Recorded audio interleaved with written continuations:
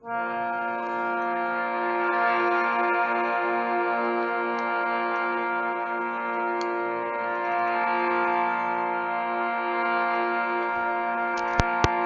Cotidiano no ar.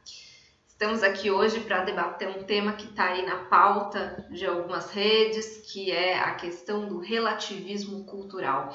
Eu decidi fazer esse vídeo principalmente porque a gente tem ouvido muito por aí, tal pessoa realizou tal ação e ela foi condenada, ela foi meio que cancelada, mas dentro da cultura dela isso é normal, isso é uma questão cultural.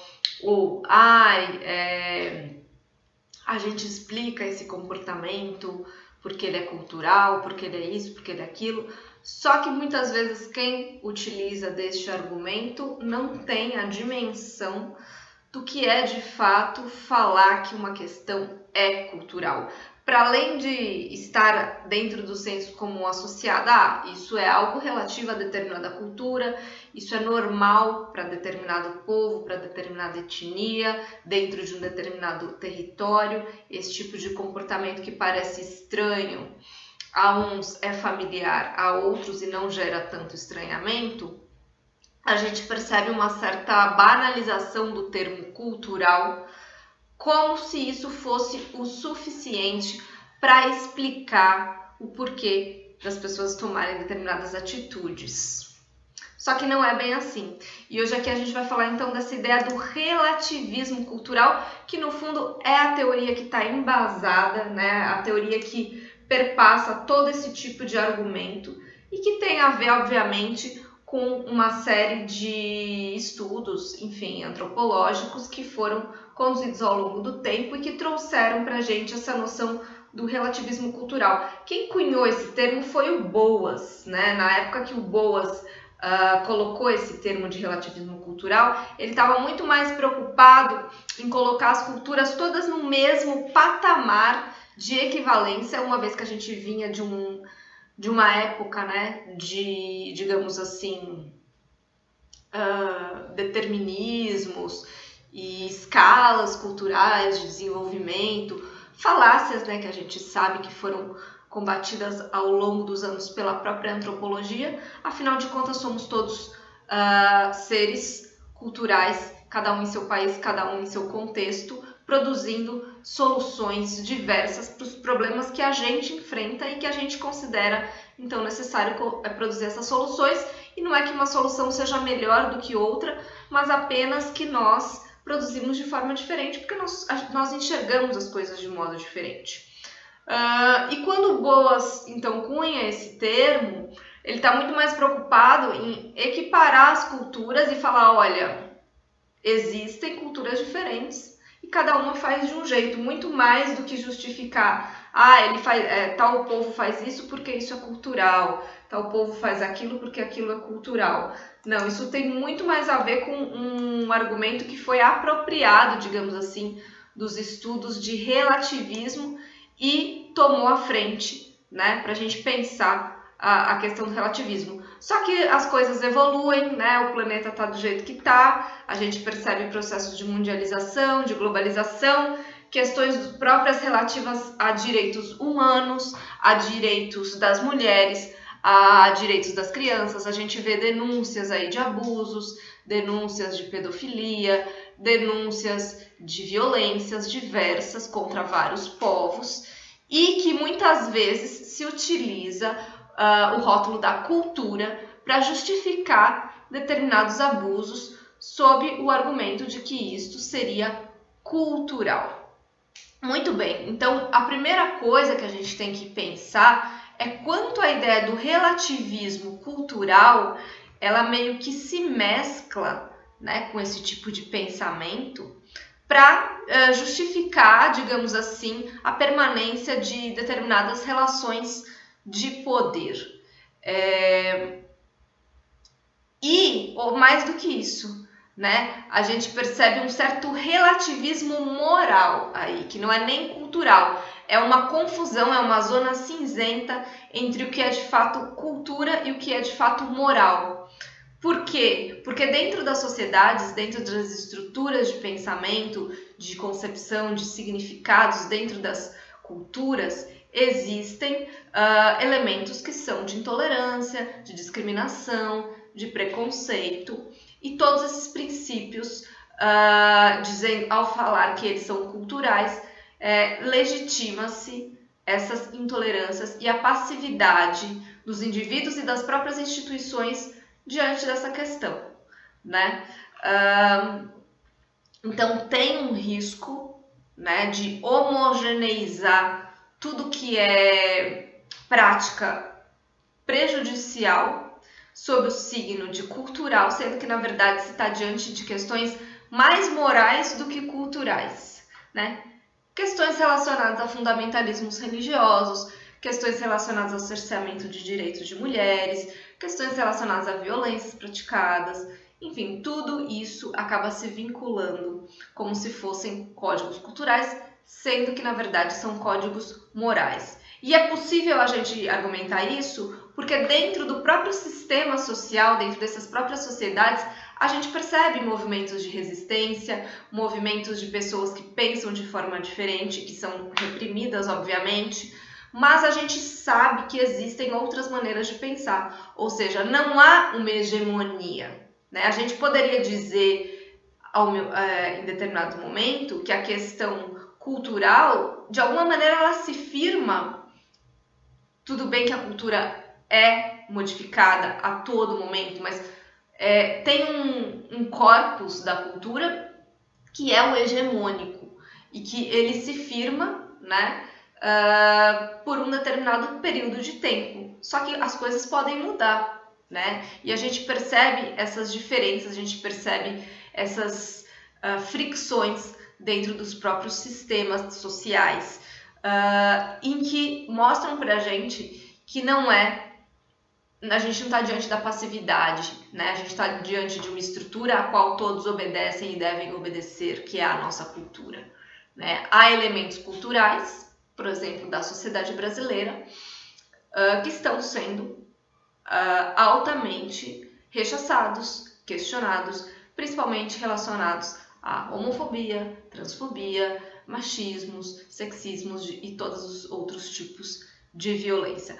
Justificar que isso aconteça porque é cultural é sim uma maneira da gente ocultar que há resistências e há outros processos em curso, né? Uma disputa em questão. Então nós, antropólogos, estudiosos de comportamento, na atualidade temos que prestar muita atenção e lidar, né, com essas falas, com esses discursos que parecem pró-relativismo cultural, mas na verdade estão apenas endossando, legitimando práticas que podem ser muito prejudiciais e violentas, né? Então, o aprendizado que fica é que as culturas elas não são totalmente uniformes e harmoniosas e não necessariamente existe um consenso na aceitação desses paradigmas vigentes, né? Sempre há conflitos, recusas, tensões, divergências que sejam parciais ou totais e que muitas vezes encontram problemas aí, a gente consegue encontrar elementos que estão em fricção com o que a gente chama de direitos humanos, né? E recentemente a gente teve aí um caso de abuso, né? Um caso de abuso infantil por parte de um líder religioso muito famoso e a gente percebe o quanto se coloca esse líder religioso e seu papel como situado dentro de uma determinada cultura, mas se esquece que a cultura também ela é relacionada aos fluxos, né? Às linhas, às teias de significado. Se este líder religioso estivesse dentro de um monastério, isolado, dentro da cultura exatamente da onde ele veio, talvez essa notícia nem viesse à tona. E quando viesse, teria sido lida por nós, aqui do Ocidente, de uma outra maneira. Isso não significa que seria legítimo afirmar que o que foi feito, o que foi falado, afirmado e demonstrado esteja politicamente correto. Na verdade, isso é uma prática de abuso, dentro da perspectiva mais geral, né, do olhar mais universal da sociedade europeia, ocidental, enfim. De qualquer forma, uma prática de violência, ela não deve ser naturalizada como cultural. Mas, para piorar, né, a gente percebe a tentativa de naturalização de tal prática de violência sem levar em consideração que este líder religioso, ele é conhecido mundialmente, ele transita, né, ele conhece os códigos culturais do Oriente, do Ocidente, de todos os lugares pelos quais ele transita. Ele sabe muito bem o que é aceitável ou não. Ele sabe muito bem o que é violento ou não. E ainda assim, então tudo que ele fez não está dialogando, ou se é que um dia poderia dialogar com um conjunto de códigos culturais do qual ele vinha pertencer. Muito menos na ocasião na qual isso ocorreu, em que ele estava dialogando com um conjunto de códigos culturais muito mais amplos. A audiência dele era outra. Então, não é justificável em nenhuma condição esse tipo de atitude, e muito menos, né, que isso nem entra aqui na discussão deste vídeo, porque isso já é uma questão tão óbvia que se trata de um processo de violência contra uma pessoa menor de idade, mas se trata do fato, né, que eu estou tentando explicar o quanto a explicação de que isso é cultural está totalmente uma falácia, né? Não está bem embasada cientificamente, até porque se fosse falar que é cultural, a gente tem que entender que aquilo estaria cultural dentro de um contexto X, mas sabendo que esse líder religioso está num contexto muito mais amplo, muito mais diverso, e ele está dialogando com outros símbolos e outras cadeias de significado, não faz o menor sentido advogar em favor desse tipo de comportamento. Então, o relativismo cultural ele não deve se prestar a esse tipo de justificativa. Tanto que, atualmente, a gente está num momento em que né, a gente precisa entender, quando a gente fala até na própria questão de extremismos, direitos humanos, né, a ideia de uma hermenêutica mais diatópica, que quer justamente trazer para a nossa discussão, né, que a diferença ela precisa existir, né? É preciso a gente considerar não apenas um discurso ocidental europeu, é preciso a gente encarar a diferença, mas dentro de um corpus comum, né?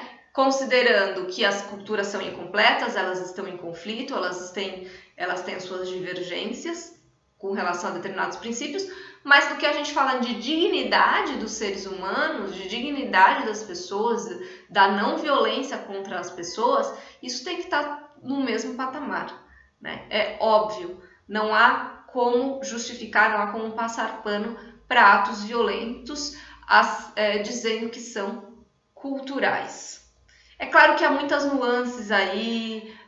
Se a gente for pegar casos, por exemplo, de feminicídio, a forma como isso acontece em países, por exemplo, na Índia, toda a questão da mutilação genital que acontece em alguns países, da mutilação genital das mulheres, tudo isso a gente não pode olhar com a repulsa, a gente tem que entender, sim, que isso está dentro de um contexto, mas a gente tem que justificar isso. Não, a gente tem que entender e mostrar como, na verdade, o que está em jogo é uma relação de poder que se beneficia, né, dessas violências. E a gente precisa lutar para que haja um mínimo denominador comum aí na existência de legitimação de certos valores para que a gente siga em frente nessa humanidade.